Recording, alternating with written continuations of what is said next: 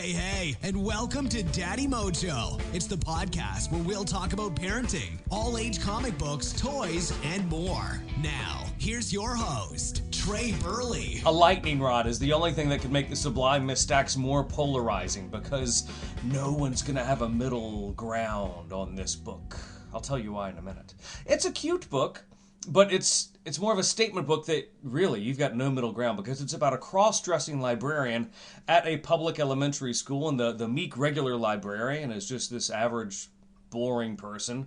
But all of a sudden when this librarian cuts out for a minute, Miss Stacks comes out, and she's all engaging with the kids. She reads stories with voices, and she's a super storytime person with crafts, and she knocks it out of the park.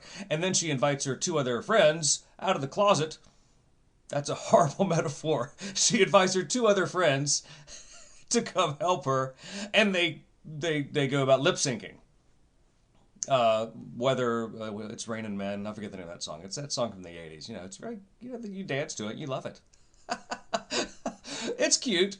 But you see, no one's going to have a middle ground on this. Nobody. And I spoke with a couple librarians at elementary schools, and it's neat because there was a clear divide. The older librarians were like, no way would this book get in our stacks. The younger librarians, they were a little more mixed. They were like, you know what, it might get here.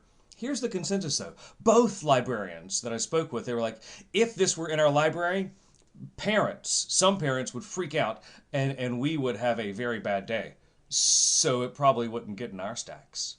So who's the book for?